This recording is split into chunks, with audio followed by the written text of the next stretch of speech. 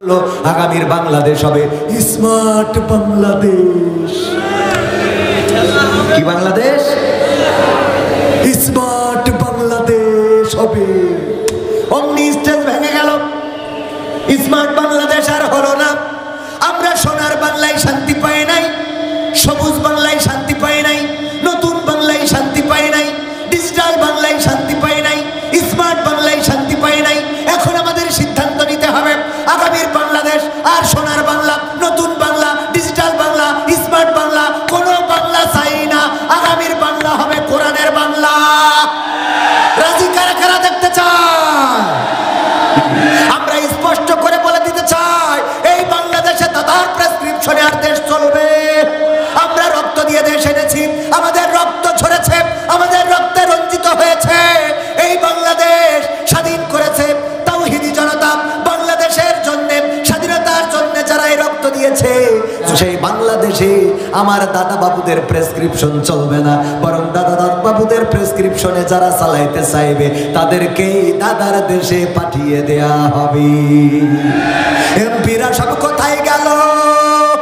মন্ত্রীরা সব কোথায় গেল? কোথায় কাদের কাকা?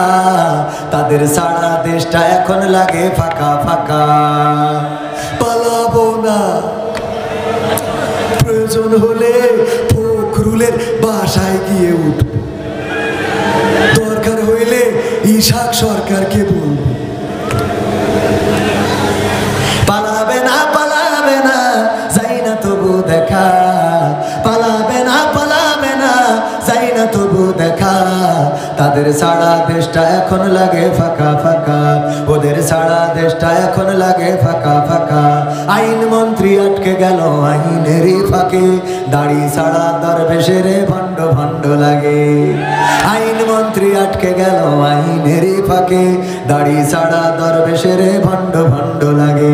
শুনছি কত নেতা নেত্রী খাইতেছে ভাই ডান্ডা, বিচারপতি কালামানিকের ফাটিয়েছে আন্ডা। পলকেরও ঝলক গেল,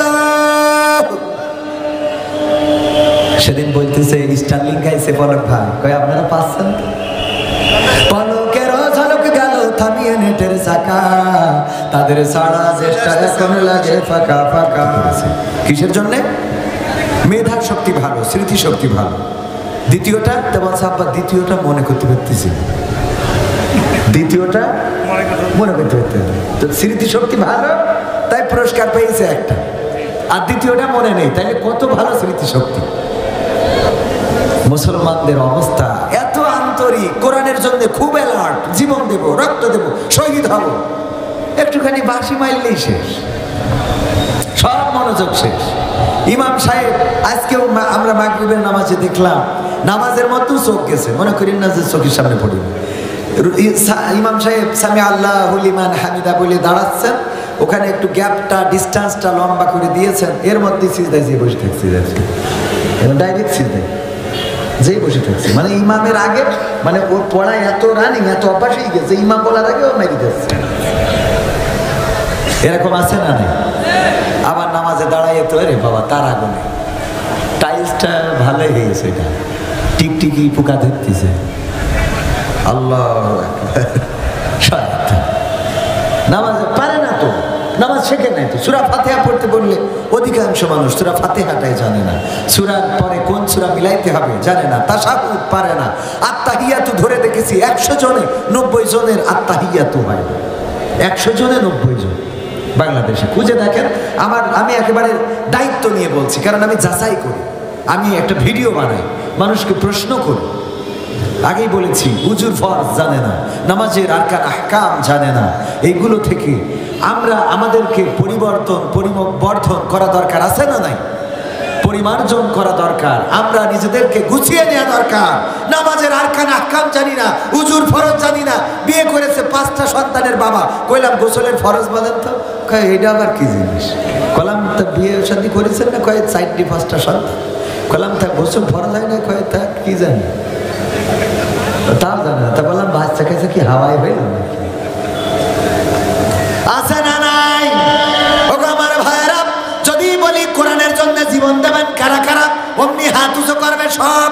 গড়ে হাত উঁচু করবে, কিন্তু যখন ডাক দেওয়া হবে তখন অমনি বলবে ধান কাটা লেগেছে, তখন বলবে আবহাওয়া ভালো না, তখন বলবে আজকে যেতে পারবো না, আজকে মাজার ব্যথা, আজকে আমার পিসাব হচ্ছে ঘন ঘন, আজকে আমার পায়খানা করে গেলে বেরোতে পারছি না। কত রকম অভিযোগ আছে না নাই? আমাদের সাহস হলো এমন, আপনাদের অঞ্চলে ফজা ভূগোল ভূগোল আর মিতুল কৌতুক বানাতো, মনে আছে না নাই? ক্যাসেটের কৌতুক বললো ফজা ক্লাসে স্যার জিজ্ঞাসা করতেছে, বলো জীবনে তোমার কারোর জীবনে কোনো সাহসী ঘটনা আছে নাকি? এক ছাত্র নাম ছিল ফজা, বলতেছে স্যার আমার একটা আছে। কি সাহসী ঘটনা? বলছে স্যার আমি একবার সুন্দরবনে গিয়েছিলাম, তারপরে আমি আস্তে আস্তে করে সুন্দরবনে যেই দেখি রয়্যাল বেঙ্গল টাইগার একটা শুয়া। কি করলে স্যার? জীবনের সাহসী ঘটনা তো সুন্দরবনে ঘটাইছি। কি ঘটাইছিলে? রয়্যাল বেঙ্গল টাইগার শুয়ে রয়েছে, আমি আস্তে আস্তে আস্তে আস্তে করে ওর কাছে গেলাম, তারপরে কি করলে ঘেঁচাং করে লেজটা কেটে নিয়ে চলে আসিছি। কয় এই তোমার সাহসী ঘটনা? কয় রয়্যাল বেঙ্গল টাইগারের সুন্দরবনে যে লেজ কেটে আনলাম, আপনি কি মনে করেন? স্যার বলতেছে মাথা বাদ দিয়ে কেন লেজ কাটলে? এত যখন সাহস। বলতেছে স্যার মাথা যে কাটবো ওইটা এক সপ্তাহ আগে কিডা কেটে নিয়ে চলে গেছে,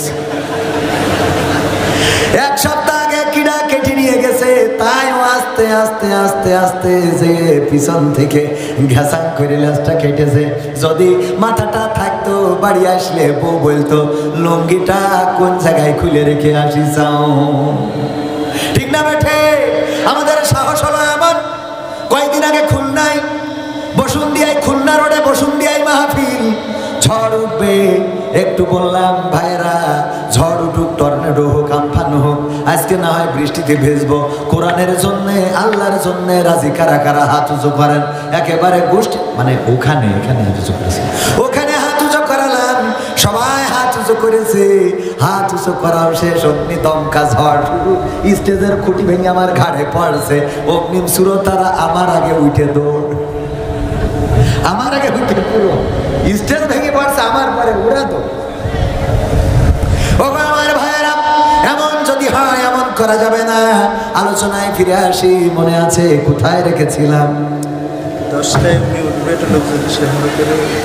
ভাইয়েরা আমার, দাঁড়ানো মানুষগুলো, আশেপাশে ঘুরে বেড়ানো মানুষগুলো, কোরআনের ময়দান যদি আপনাকে আকৃষ্ট না করে, জান্নাতের বাগান যদি আপনাকে এখানে আসতে বসতে বাধ্য না করে, তাইলে গতকালকের আলোচনায় বলেছিলাম পরকালের ময়দানে কেমন করে আল্লাহর কাছে জান্নাত চাইবেন। দুনিয়ার জান্নাত যার ভালো লাগে না, আল্লাহ বলবে পরকালের জান্নাত তার জন্য না। ঠিক না বেঠে? যদি আপনি আপনার বাড়ি থেকে 100 হাত দূরে যান, 100 হাত দূরে মসজিদে যদি না যেতে পারেন, 100 হাত দূরের মসজিদে যদি না যাইতে পারেন, তাইলে জান্নাত হাজার হাজার নয় লাখ কোটি মাইল দূরে, সেই জান্নাতে কেমন করে পৌঁছাবেন একটু বলেন দেখি। আমার কথা বোঝেননি মনে? যদি আপনি কিছু পেতে চান, আমার ইসহাক ভাইয়ের কাছে যদি কিছু পেতে চান, ইসহাক সরকার ভাইজানের কাছে যদি কিছু পেতে চান, তাইলে তার বাড়ি পর্যন্ত যাওয়ার দরকার আছে না নাই? যদি উনি ঢাকায়ও থাকে, বাড়িতে যেয়ে যদি ফোন দেন যে আপনার বাড়ি এসেছিলাম, আপনাকে বাড়ি পাইলাম না, জানেন যে সে বাড়ি থাকে না থাকে কোথায়? কথা কয় না, থাকে কোথায়? ঢাকায়। কিন্তু যদি তার বাড়িতে যেয়ে ফোন লাগান যে ভাই আপনার বাড়িতে এসেছি, আপনার এই যে দেখলাম আম গাছে আম ধরেছে ভালোই, আপনার মুরগির ঘরে মুরগির বাচ্চা টাও করে, আপনার বাড়িতে এটা ওটা একটু এসেছিলাম ভাই একটা দরকারের জন্য, আপনি তো ঢাকায়, এই দরকারের জন্য, ভাই বুঝবে যে উনি আমার বাড়িতে এসেছেন, তার মানে ওনার প্রয়োজনটা একটু বেশি। আমি বাড়িতে নাই, হয়তো বোঝে নাই, যদিও আপনি বুঝে গিয়েছেন, তারপরেও উনি বলবেন ঠিক আছে প্রয়োজনটা কি বলেন? প্রয়োজন হলো আমার এই কাজটা করে দেবেন। উনি বলবে ঠিক আছে আমার ইশরাকের সাথে ভালো সম্পর্ক আছে, উনি মেয়র হিসেবে হয়তো ঘোষণা পেয়েছেন বা পেয়ে যাবেন, সুতরাং আমি তার দিয়ে কাজটা করে দেব। বলেন করে দিতে পারবে না? পারবে না? দিতে চাইবে না? চাইবে না। কিন্তু আপনি চায়ের দোকান থেকে যদি ফোন লাগান আর বলেন, ওদিকে টেলিভিশনে আছে বেদের মেয়ে জ্যোৎস্নায় আমার কথা দিয়েছে, আসি আসি বলে জ্যোৎস্না পাক। হ্যালো হ্যালো ইসহাক ভাই, হ্যাঁ বলেন। এই ভাই গান হচ্ছে, একটু ভলিউমটা কমাই বলেন। ভাই ওই একটা কাজের জন্য ফোন দিয়েছিলাম। ভাই কি কাজ? তো ভাই তো বুঝতে পারছে যে কোনতে দিয়েছে বেদের মেয়ে জ্যোৎস্নার ওখান থেকে। ভাই মাথা গরম হবে না, কারণ ভাইজান তো নামাজি, রোজাদার, আল্লাহ আল্লাহ পরহেজগার। মিজাজ খারাপ হবে না? হবে না? কথা কয় না। এই মিয়া, তোমার এত দরকার টেলিভিশনের থেকে একটু দূরে যেয়ে বলবা না তো? আপনি জান্নাত পেতে চান, কিন্তু আপনি চায়ের দোকানে, তাসের আড্ডায়, আপনি বাজারে, আপনি সিনেমায়, আপনি অন্যায় করে বেড়াচ্ছেন, অপরাধ করে বেড়াচ্ছেন, মেয়ে মানুষের পিছনে ঘুরে বেড়াচ্ছেন, আর আল্লাহর কাছে জান্নাত চাচ্ছেন। আল্লাহ রাব্বুল আলামিন বলবে, ওরে বান্দা, অন্তত বিদের মেয়ে জোসনাতে একটু বেরো, বাজারতে একটু জিলেপি কিনা বাদ দিয়ে মাহফিলে এসে বয়। যদি একটু মসজিদে আসতে পারিস, আর ওখান থেকে যদি আমার কাছে ফোন নাম্বারে কল করিস, নাম্বার আমাদের জানা আছে না নাই? নাম্বার কত? 24434। আল্লাহর নাম্বার কোনটা বোঝেননি মনে হয়? 24434। ফজরের 2 রাকাত, জোহরের 4 রাকাত, আসরের 4 রাকাত, মাগরিবের 3 রাকাত, ইশার 4 রাকাত। এই নামাজ 24434, এই নাম্বারটা যদি কাজে লাগাতে পারেন, যদি এই নাম্বার নিয়ে চলতে পারেন, তাহলে আল্লাহ রাব্বুল আলামিন বলবে, বুঝবে যে তো আপনার দরকার ছিল। ফোনটা লাগাবেন মসজিদের ঘর থেকে, বুঝে নেবে যে আমার বাড়িতে এসে আমাকে ডাকে, আমাকে চায়। সুতরাং এই মানুষটার জান্নাত দেওয়া ছাড়া কোনো উপায় নাই। সুবহানাল্লাহ বলবেন না? আমার কথা মনে হয় বুঝতে পারছেন না আপনারা? বুঝা যাচ্ছে তো? আওয়াজ এত কম কেন? ভারতের বর্ডার কি কাছাকাছি? কাছাকাছি। ভারতে গেলাম, ইসাক ভাই, ভারতে গেলাম, ওয়াজ করি তো মানে মনে হয় যে বড়স্থানে ওয়াজ করতেছি, কেউ কোনো কথা মতো করে না। সুবহানাল্লাহ, আলহামদুলিল্লাহ, সব আমার একাই বলা লাগে। আমি আমার আব্দুল সালাম যুক্তিবাদী ভাইকে বললাম, ভাই ভারতে তো ওয়াজ করে মজা পায় না, সামনে যাদেরকেই বলি মনে হয় সব নরেন্দ্র মোদীর লোক বসে আছে, কেউ কোনো কথা বলে না, আওয়াজ করে না, টু শব্দ করে না, ওয়াজ করে তো কোনো মজা পাওয়া যায় না।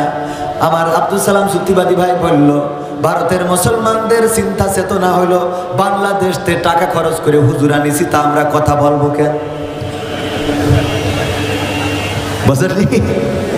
বাংলাদেশতে টাকা দিয়ে হুজুর আনলাম, আমরা কেন কথা বলবো? যা বলার হুজুর আপনি বলেন, ওয়ালা দুআল্লিনও আপনি বলবেন, আমিনও আপনি বলবেন, আমরা নেই। এরকম চিন্তা নাকি আপনাদের? কথা কি বলা যাবে?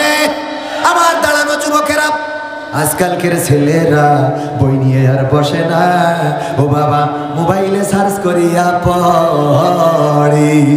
ওরে কালের মেয়েরা কোরআন হাদিস ধরে না, এখনকার মা বোনেরা কোরআন হাদিস পড়ে না, ওয়াল্লাহ টিকটকে ভিডিও ওরা করে। আজকালকের ছেলেরা বই নিয়ে আর বসে না, গুগলে সার্চ করিয়া পড়ে।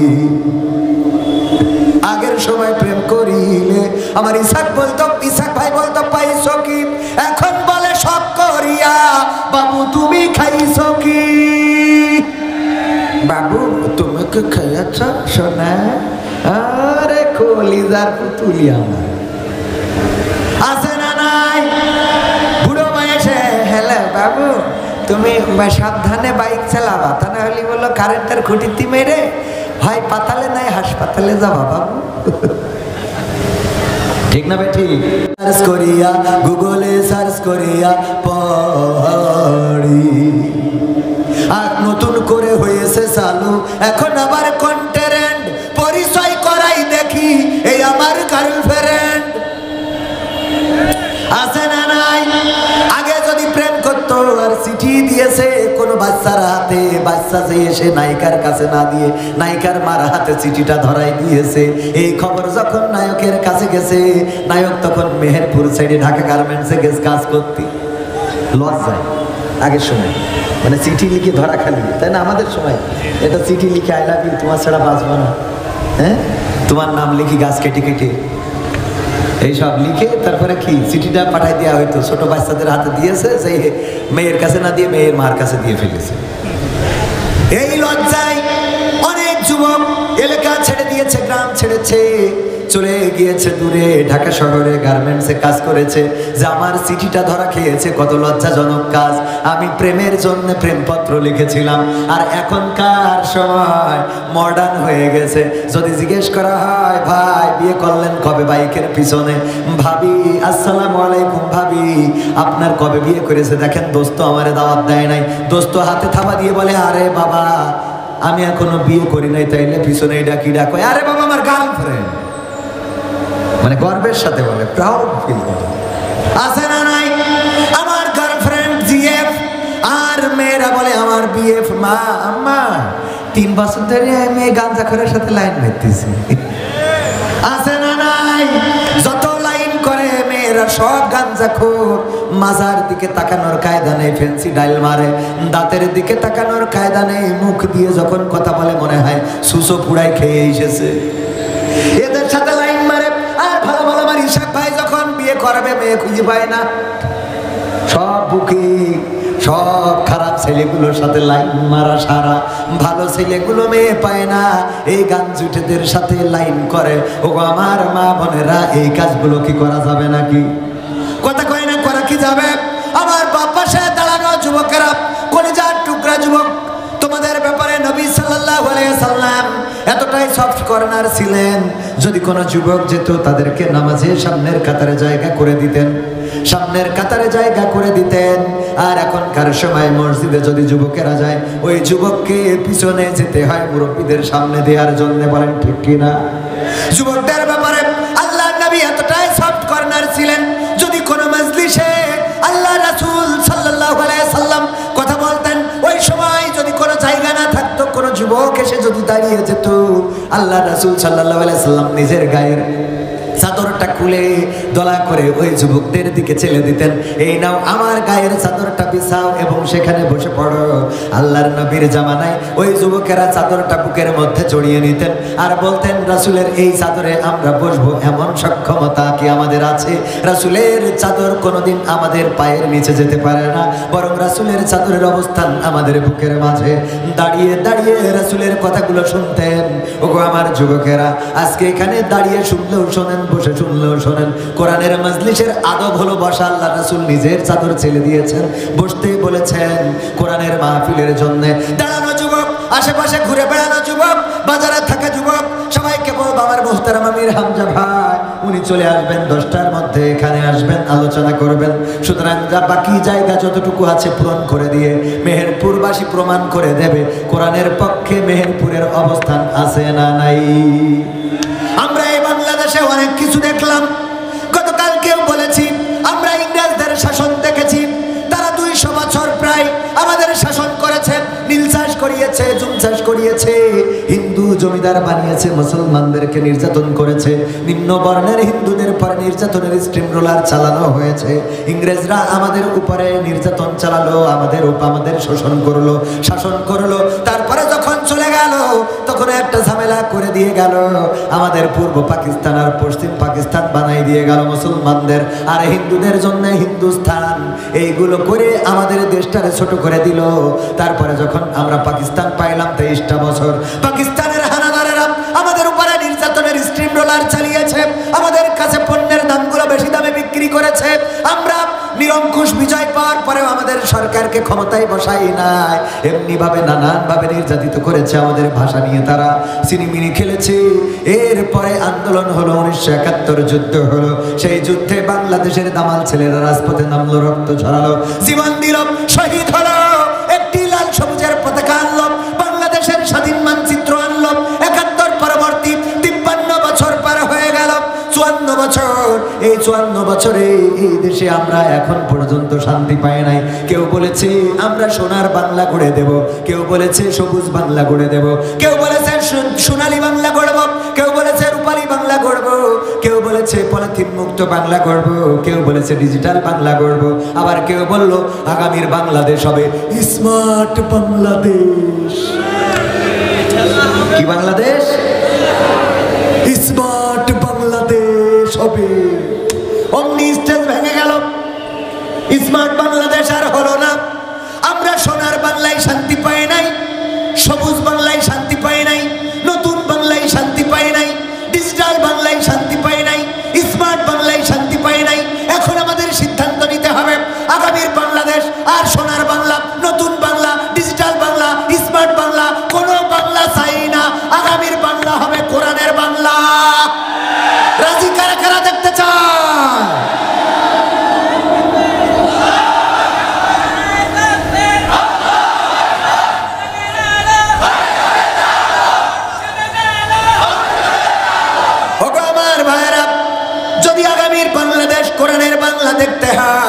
তাইলে কোরআনের পক্ষে সবার শক্ত অবস্থানের দরকার আছে। আমার বিএনপির ভাইয়েরা অনেক সময় স্টেজে থাকেন, মনে করে আমরা হাত উঁচু করাইলে মনে হয় দাঁড়িপাল্লার ভোট করি, কথা কয় না। মাঝে মাঝে বলেই ফেলে, হুজুর 16টা বছর 17টা বছর একসাথে রাজপথে আন্দোলন করলাম, মিছিল করলাম, মিটিং করলাম, এমনকি আমাদের সাকা চৌধুরী আর আপনাদের আলী আহসান মোহাম্মদ মুজাহিদ একই দিনই দুইজন ফাঁসির কাস্টে ঝুলে শহীদ হয়ে গেল। কত মিল মহব্বত, আপনাদের নেতা ফাঁসির কাস্টে ঝোলে আর আমাদের নেত্রীর বাড়ির সামনে বালুর টিরাক, তারপরে জেলে নিয়ে গেল মাত্র 2 কোটি টাকার নায়িকা দুর্নীতি মামলায়। এত নির্যাতন জুলুম সব তো সমানে সমান ছিল, আর এখন আপনি বলেন ইসলামের পক্ষে কারা হাত উঁচু করেন? আসলে মনে মনে থাকে জামাত ইসলাম, কথা কয় না। আমি বললাম বোঝেন নাই, আমরা আসলে জামাত ইসলামের পক্ষে কথা বলতে রাজি না, জামাতের পক্ষে কথা বলবো না।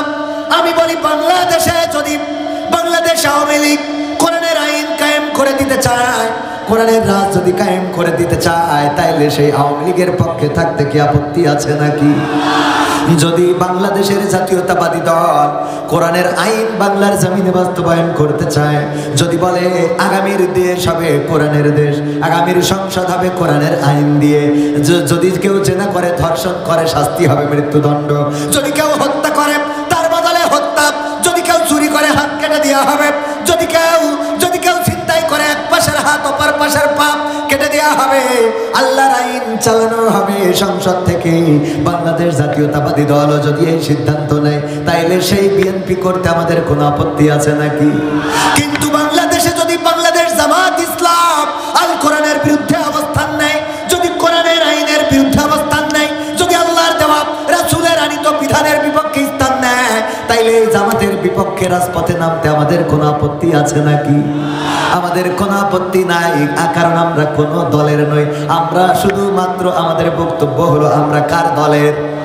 আল্লাহ বলেছেন ইন্নাদ-দীনা ইনদাল্লাহিল ইসলাম, আমার পছন্দের দিন, আমার পছন্দের ধর্ম, আমার পছন্দের যে পথ, আমার পছন্দের যে ব্যবস্থা, আমার পছন্দের যে নিয়ম, আমার পছন্দের যে নীতি, সেটা হলো ইসলাম, সেটা আছে ইসলামে। সুতরাং ইসলামের মধ্যে দাখিল হতে হবে। ইয়া আইয়ুহাল্লাযীনা আমানু দুখুলু ফিস-সিলমি কাফা ওয়া লা তাত্তাবিউ খুতুওয়াতিশ শাইতান ইন্নাহু লাকুম আদুউম মুবিন।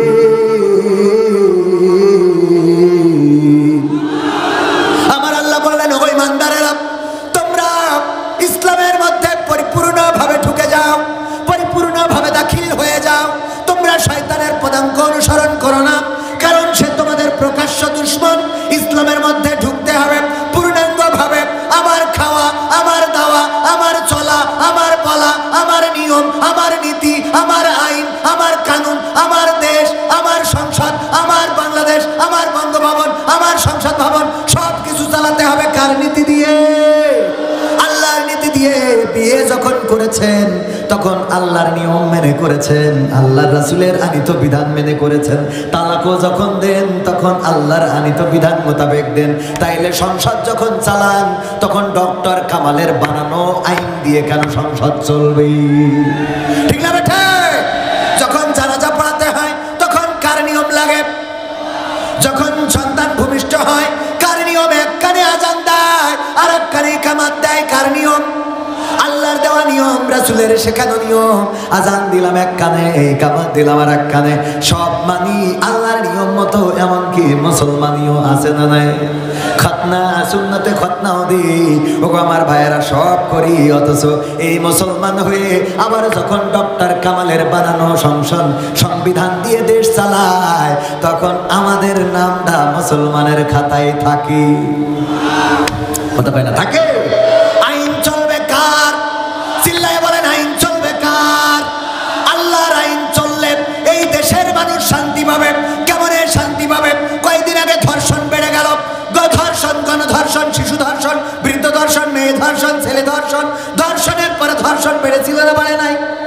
ডক্টর ইউনূস ক্ষমতা নেওয়ার পরে একের পর এক অপরাধ বেড়ে গেল। এইটা বাড়ে, ওইটা বাড়ে, ওইটা বাড়ে, ওইটা বাড়ে, চুরি বাড়ে, ছিনতাই বাড়ে। ওই যে জাহাঙ্গীর বলে দিলে মেয়র গাজীপুরের, বলল আমরা যদি দিনের ঢাকায় ঘুরে বেড়াতে না পারি, তাইলে রাতের ঢাকায় কাউরে ঘুমাইতে দেব না।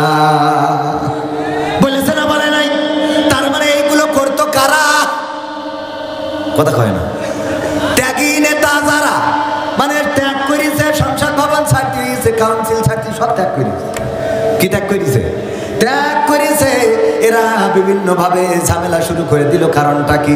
কারণ হলো আল্লামা সাইদি দেলওয়ার হুসাইন সাইদি রাহিমাহুল্লাহ সুন্দর একটা উদাহরণ দিয়েছিলেন, আপনাদের মনে থাকতে পারে। একবার এক কাফন চোর মারা যাওয়ার সময় সন্তানদেরকে বলল, আমি মারা যাওয়ার পরে আমার লাশটারে তোমরা কি করবা? আমি মারা যাওয়ার পরে তোমরা কি করবা? তোমরা এমন কিছু করবা যাতে লোকেরা অন্তত আমারে ভালো বলে। কারণ সবাই তো আমারে কাফন চোর বলে ডাকে, বলে কাফন চোরা যায়, ওই যে কাফন চোরা যায়, ওই যে কাফন চোরা খায়, ওই যে কাফন চোরা দোকানে, ওই যে কাফন চোরা ওখানে, এইগুলো বলে। তোমরা এমন কিছু করবা লোকেরা যেন আমারে ভালো বলে। সন্তানেরা চিন্তা করলো আব্বারে ভালো বানাবো কি করে, এই জন্যই ওরা কাফন চুরি করা ছেড়ে দিয়ে নামাজি হয়ে গেছে। মসজিদে যাই, নামাজ পড়ে, নামাজ পড়ে, নামাজ পড়ে, কপালে দাগ ফেলে দিয়েছে। মানসি বলে কাফন চোরের ছেলেরা আবার নামাজি হয়েছে। তাহলে আব্বারে কি ভালো বললো? চিন্তা করলো এত বিপদ, নামাজ পড়ি তাও লোকেরা ভালো বলে না, কি করা যায়? প্রতি ওয়াক্ত নামাজের এই বাজার থেকে জিলাপি কিনে নিয়ে যে মসজিদে মুসাল্লিদের খাওয়ায়। মুসাল্লিরা জিলাপি চাবাইতে চাবাইতে যায়, চায়ের দোকানদার জিজ্ঞেস করে জিলাপি কিনা দিলে? কয় কাফন চোরের ছেলেরা দেশ দেখে দেন। তাও তো আব্বারে ভালো বানাইতে পারে না। এবার চিন্তা করলো সব বাদ, আমরা যাদের টাকা নাই, পয়সা নাই, ঘর নাই, বাড়ি নাই, তাদের টাকা দেবো, পয়সা দেবো, ঘর দেবো, বাড়ি দেবো। অসহায় একজন গরিব ফকির তার একটা বাড়ি বানাই দিয়েছে সুন্দর করে। ওই বাড়ি বানানোর পরে মানসি বলছে তুমি তো ফকির ভিক্ষে করে খাও, এই দালান বাড়ি কেমনে হইলো? কয় আমার এই দালান বাড়ি বানাই দিয়েছে ওই কাফন চোরা ছেলেরা। তাও কি আব্বারে ভালো বানাইতে পারি? ভাইয়েরা বলল, কয়েকজন ভাই মিলে সিদ্ধান্ত নিল, আরে আব্বারে তো ভালো বানাইতে পারি না, কি করা যায়? এত কষ্ট করি, এত কষ্ট করি, তাও তো আব্বারে কেউ ভালো বলে না, কি করা যায়? ভাইরা গবেষণা করলো, যদি আমরা কাফন চুরি করি তাইলে হবে না, বরং এর থেকে আরো ভালো কিছু করতে হবে। নামাজ পড়লাম, জিলেপি দিলাম, ঘর বাড়ি দিলাম, টাকা দিলাম, তিরান দিলাম, তাও যেহেতু ভালো বলে নাই, সুতরাং আমরা কাফন চুরি করব, সাথে আর একটা কাজ করব। কি? কয় যে কবরে কাফন চুরি করব, ওই লাশটা তুলে পাশার মধ্যে বাঁশ দিয়ে গাংনি টাঙায় রাখবো। যেই কথা সেই কাজ। পরের দিন কাফন চুরি তো করেছে, নতুন কবর থেকে লাশটা তুলে নিয়ে বাঁশ একটা ভরে গাংনি ওই তেমাদ্দার মোড়ে টানায় রেখেছে। মানসি বলে এই যে দেখো কাফন চোর এই যে কাজটা করেছে, এদের থেকে তো এদের বাপ ভালো ছিল, এদের থেকে ওরা বলছে আল্লাহ আমরা সাকসেস, আল্লাহ সাকসেস, আজকে নফল নামাজ হবে সারা রাত, আমার আব্বারে ভালো বানাইতে পারলাম। সবাই বলা শুরু করলো যে এদের থেকে তো এদের বাপ ভালো ছিল, কারণ ওদের বাপ তো শুধু কাফন চুরি করতো আর এরা লাশটার মধ্যে বাঁশ ভরিতে গাংনি টানায় রাখে, এরা তো ওর বাপের থেকে খারাপ। আমাদের দেশ থেকে যখন ফ্যাসিবাদ চলে গেল, ফ্যাসিস্ট সরকার চলে গেল, তখন এই দেশে কিছু কৌশল করে এমন কিছু চাপিয়ে দেওয়া হলো, এমন কিছু করতে বাধ্য করা হলো তাদের কর্মীদের দিয়ে, যাতে লোকেরা বলে আগেই তো ভালো ছিলাম। ঠিক না বেটা? আগেই তো ভালো ছিলাম, এই কথা যেন বলে। ওগো আমার ভাইয়েরা, এই জন্যে স্বৈরাচার ফ্যাসিবাদ বিদায় নিয়েছে। এই বিদায়েই আমাদের আন্দোলন শেষ হয়ে যায় নাই, আমাদের আন্দোলন চলবে ততক্ষণ। এই বাংলার জমিনে কোরআন কায়েম হবে না যতক্ষণ। কোরআন কায়েমের জন্য যদি বিএনপি সামনে আসে তাদের সাথে আমরা আছি, জামাত সামনে আসলে সাথে আছি, আওয়ামী লীগ সামনে আসলে সাথে আছি, কিন্তু যদি ইসলামের মোড়কে কেউ যদি আমাদেরকে দুধের বোতলে বিষ ভরে খাওয়ায় তাদের সাথে আমরা নাই। আমরা স্পষ্ট করে বলে দিতে চাই, এই বাংলাদেশে দাদার প্রেসক্রিপশনে আর দেশ চলবে। আমরা রক্ত দিয়ে দেশ এনেছি, আমাদের রক্ত ঝরেছে, আমাদের রক্তে রঞ্জিত হয়েছে। এই বাংলাদেশ স্বাধীন করেছে তাওহীদি জনতা, বাংলাদেশের জন্য, স্বাধীনতার জন্য যারা এই রক্ত দিয়েছে, যুগে যুগে যারা আন্দোলন করেছে, সব মুসলমানের সন্তান। সুতরাং সেই বাংলাদেশে আমার দাদা বাবুদের প্রেসক্রিপশন চলবে না, বরং দাদা বাবুদের প্রেসক্রিপশনে যারা চালাইতে চাইবে তাদেরকেই দাদার দেশে পাঠিয়ে দেয়া হবে। এমপিরা সব কোথায় গেল? মন্ত্রীরা সব কোথায় গেল? কোথায় কাদের কাকা, তাদের সারা দেশটা এখন লাগে ফাঁকা ফাঁকা। পালাবো না, প্রয়োজন হলে ফখরুলের বাসায় গিয়ে উঠব, দরকার হইলে ইশাক সরকারকে বলব। পালাবে না, পালাবে না, যাই না তবু দেখা, পালাবে না, পালাবে না, যাই না তবু দেখা। তাদের সারা দেশটা এখন লাগে ফাঁকা ফাঁকা, ওদের সারা দেশটা এখন লাগে ফাঁকা ফাঁকা। আইন মন্ত্রী আটকে গেল আইনেরই ফাঁকে, দাড়ি সারা দরবেশের ভণ্ড ভণ্ড লাগে। আইন মন্ত্রী আটকে গেল আইনেরই ফাঁকে, দাড়ি সারা দরবেশের ভণ্ড ভণ্ড লাগে। শুনছি কত নেতা নেত্রী খাইতেছে ভাই ডান্ডা, বিচারপতি কালামানিকের ফাটিয়েছে আন্ডা। পলকেরও ঝলক গেল, সেদিন বলতেছে স্টারলিং গাইছে পলক ভাই, কই আপনারা পাচ্ছেন তো? পলকেরও ঝলক গেল থামিয়ে নেটের চাকা, তাদের সারা চেষ্টা এখন লাগে ফাঁকা ফাঁকা।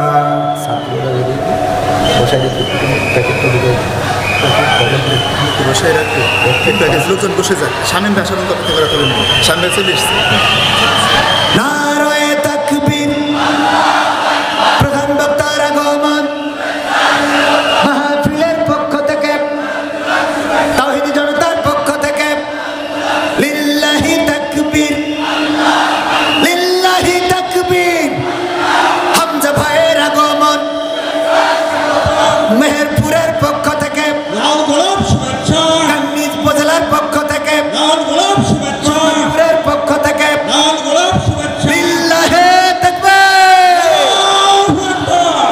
আপনারা খুশি তো? সামনে সব বসাতে বললাম। এবার পরিবেশটা আমার ভাইজান এসেছেন, শ্রদ্ধাভাজন উস্তাদজি পরিবেশটা করে দেন। এবার দাঁড়ানো যুবকেরা বসে যেতে হবে 5 মিনিট। 5 মিনিটের মধ্যে এপাশে ভিড় করা যাবে না, এপাশে ভিড় করা যাবে না, সবাই বসে যেতে হবে।